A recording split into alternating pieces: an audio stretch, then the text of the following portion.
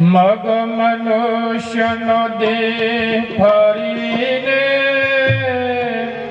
નહીં મળે વાર મેં વાર કે ભાઈ તો ભજી લેને ઘનશ્યામ કે ભાઈ તો ભજી લેને ઘનશ્યામ મગ મનુષ્યનો દેહ ફરીને મળે નહીં વાર મેં વાર કે ભાઈ તો જોઠી કાયા જોઠી માયા જોઠો કુટુંબ પરિવાર રાજા ગોપી ચંદ અને ભરત રે રાજા ગોપી ચંદ અને ભરત રે છોડી ગયા ઘરે બાર કે ભાઈ તો ભજી લેને ઘનશ્યામ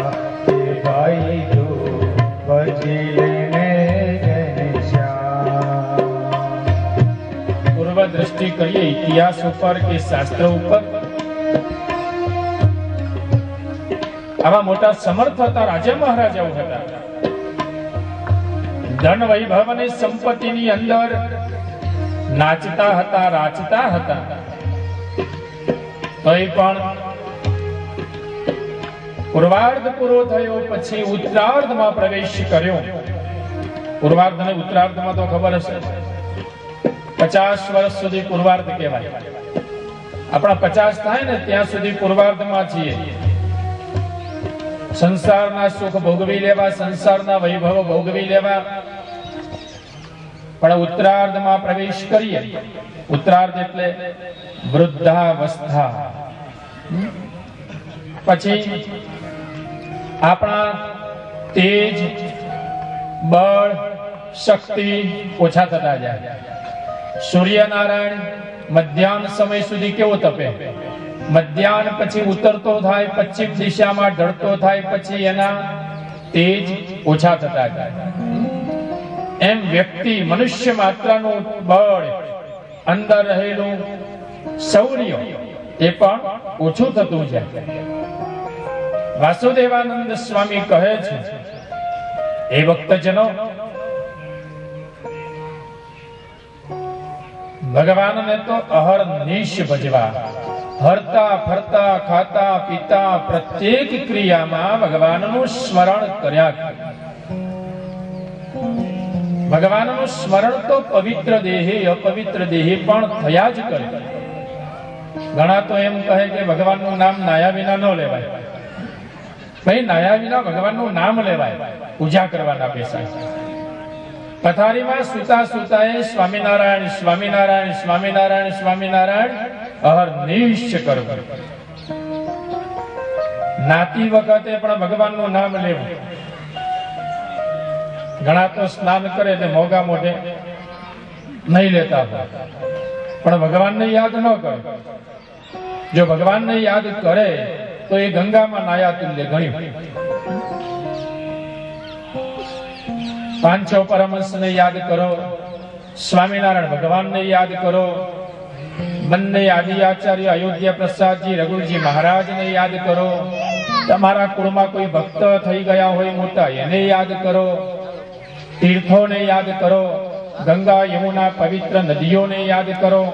સ્નાન કરતી વખતે આ રીતે બોલી અને ભગવાનનું સ્મરણ કરતા કરતા જો સ્નાન કરીએ તો ગંગામાં સ્નાન કર્યું એટલું ફળ મળે, તીર્થોમાં સ્નાન કર્યું એટલું ફળ મળે।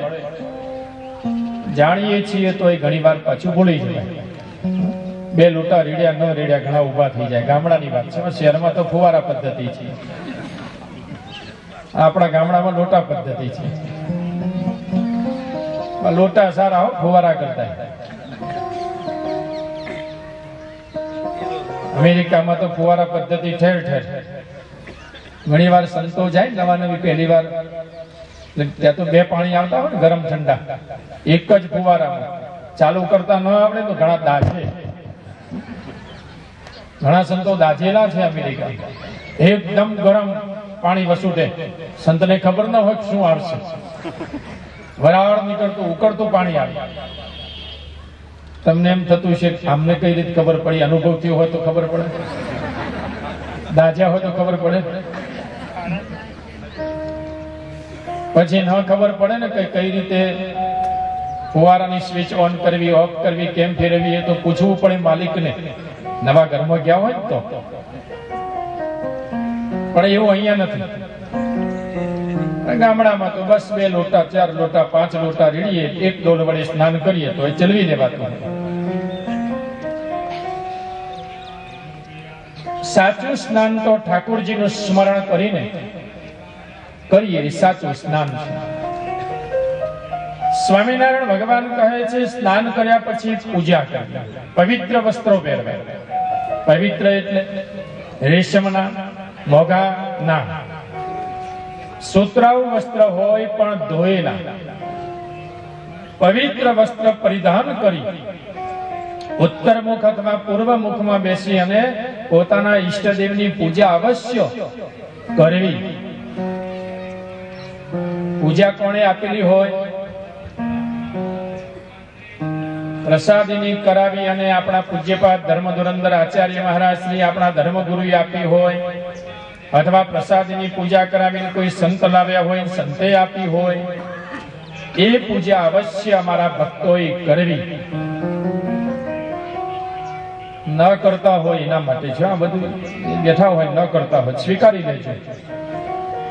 સ્વામિનારાયણ ભગવાન એમ કહે છે કે જે અસલ સ્વામિનારાયણીઓ હોય, પાક્કો સ્વામિનારાયણીઓ હોય, સ્વામિનારાયણ સંપ્રદાય સાથેનો નાતો હોય, દાન ધર્માદા કરતો હોય, મંદિરમાં જતો હોય,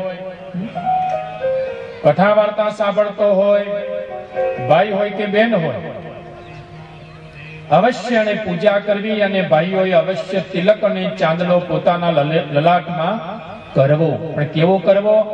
આમ જળકે એવો કરવો. 101 નો માર્કો હશે ને લલાટમાં, તમારો દિગ્વિજય થશે. પણ લોઢી કપાળ ન રહેવું. લોઢી કપાળ સમજો? તિલક ચાંદલા વિનાનું કપાળ ન રાખવું. તિલક અને ચાંદલો એ તો આપણા સંપ્રદાયનું પ્રતીક છે. આપણે કેવા છીએ? સ્વામિનારાયણ ભગવાન સાથે હથેવાળો કરી ચૂકેલા છે. અને આપણે તો આપણા ધણી તો પુરુષોત્તમ નારાયણ આ ત્રિલોકીની અંદર નવખંડ ધરતીના પણ સ્વામી છે. એની સાથે આપણે ફેરા ફર્યા છે. તો આપણા ધણી નથી આઝાદ? તિલક ચાલો કોણ ન કરે? મને ખબર હશે. ચાલો કોણ ન કરે? જેનો પતિ ન હોય તે. પણ આપણા પતિ પુરુષોત્તમ નારાયણ છે, તો આપણે એ ચિહ્ન અવશ્ય ધારણ કરતા.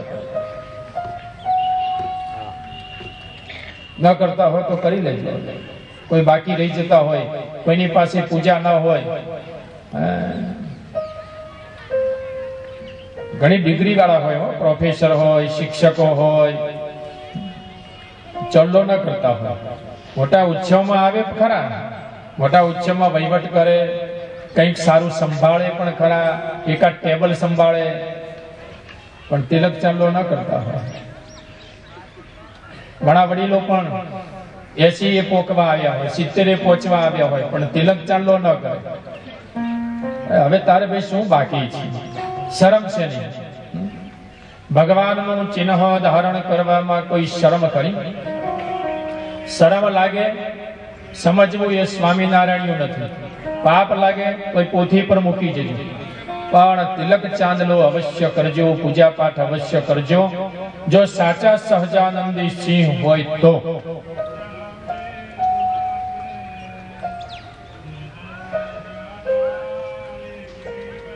કંઠી તો હોય, કંઠી કારણ કે કંઠી તો અંદર રહેવાની ને એટલે કોઈ દેખાય નહીં.